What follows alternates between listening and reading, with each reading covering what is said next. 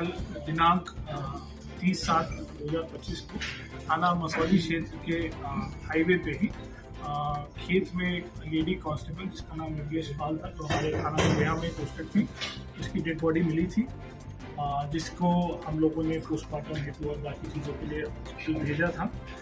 इस क्रम में आप सभी लोगों को अवगत कराना है कि आज इस घटना का हमारी टीम ने सफल अनावरण किया है, जिसमें एक कांस्टेबल जिसका नाम है इंद्रेश, इसको हम लोगों ने अरेस्ट किया है आज। और इसमें जो पूरी पूछताछ हुई है, पूरी जो जानकारी हुई है, उसमें ये घटनाक्रम सामने आया है, जिसमें ये जो दोनों लोग हैं, जो लेडी कांस्टेबल और ये जो जिसने घटना कारित की है इंद्रेश, इन दोनों ने पिछले साल कोर्ट में शादी करी थी। इसमें विमलेश ने पिछले साल इस पे बलात्कार का मुकदमा लिखवाया था। उसके बाद इन दोनों ने कोर्ट मैरिज कर ली थी और वो बलात्कार के मुकदमे में क्लोजर रिपोर्ट लगी थी। लेकिन शादी करने के बावजूद भी ये इसको पत्नी की तरह साथ नहीं रख रहा था, और जो ये लेडी कांस्टेबल थी, इसका ग्रीवांस यही था कि मुझे पत्नी की तरह ही साथ में रखो और प्रॉपर सारा फंक्शन वगैरह हम लोगों का होना चाहिए। इसी को लेके ये परेशान रहता था, क्योंकि ये इसको पत्नी के तौर पे नहीं रखना चाहता था।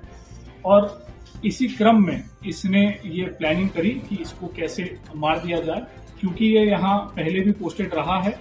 ये जो व्यक्ति है इंद्रेश, यहाँ पहले बाराबंकी में ही पोस्टेड था, तो इसको सारे रूट वगैरह पता थे और इसको टाइमिंग भी पता थी कि कब जो रोड है वो सुनसान रहती है, कब पुलिस की ड्यूटीज कहीं और रहती है, कब ज्यादा व्यस्तता रहती है।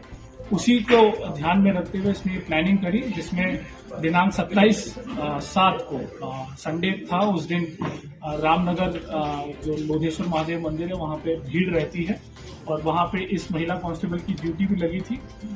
तो इसने पता कर लिया कि वो उसकी ड्यूटी कब लगी है और वो कब जाएगी। उसी का फायदा उठाते हुए ये लखनऊ से अपनी वैगनार गाड़ी से यहाँ आया।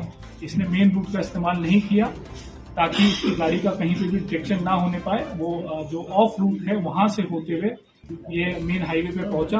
जब ये महिला वहां पे जा रही थी, इसको रास्ते में रोका, इसको बातचीत करने के बहाने से वहां पे रोका, 10-15 मिनट इससे बातचीत करी और फिर वहां खेत में जब जो ये लेडी कांस्टेबल है, इनको टॉयलेट के लिए जाना था, तो ये जैसे ही खेत में नीचे उतरी, ये पीछे से उसको धक्का देके उनका गला दबा दिया, जिससे वो अधमरी स्थिति में हो गई। और फिर अपने कार के जो पाने से इस महिला के सर पे 3-4 वार किए, जिससे उसकी वहीं पे मृत्यु हुई। वहां से फिर ये अपने दूसरे रास्ते से फतेहपुर होते हुए ये वापस लखनऊ भाग गया। और इसमें इस व्यक्ति पे किसी को भी शक ना हो, इसके लिए इसने लगातार उस रात के बाद से इस महिला के फोन पे वो लगातार मैसेज करता रहा, ताकि वो अलिबाई क्रिएट कर सके कि मुझे भी नहीं पता है कि मेरी पत्नी कहाँ है और मैं खुद उसको लगातार फोन कर रहा हूँ। पर इसमें हम लोगों ने सारे साक्ष्य संकलन किए, जिसमें तमाम सीसीटीवी फुटेज और बीटीएस और सर्विलांस का इस्तेमाल करते हुए हम लोगों ने ये चीज और एविडेंसेस निकाले हैं, जिसमें ये व्यक्ति लखनऊ से बाकायदा अपनी वैगनार गाड़ी से यहाँ आया। करीब हमारे पास 5 फुटेजेस भी मिली हैं, जहाँ बीच में ये जाता हुआ दिख रहा है, और फिर घटना कारित करने के बाद भी हमें सीसीटीवी फुटेज मिली है। इसके अलावा जो इन लोगों की आपस में उस घटना वाले दिन की जो बातचीत है, उससे भी काफी हमें क्लू मिले हैं, जिसमें इसने शाम को 7 बजे इस महिला से बात करके उसकी लोकेशन ली और फिर अपनी प्लानिंग उस हिसाब से की। ये चीजें मोटी मोटी निकल के आई है, और इसमें हमने जो घटना में प्रयोगकार है वो बरामद की है। जो उसने पाना यूज किया था वो बरामद किया है, और मृतका का जो बाकी जो पहचान पत्र इसके पास थे वो भी हम लोगों ने इससे बरामद किए।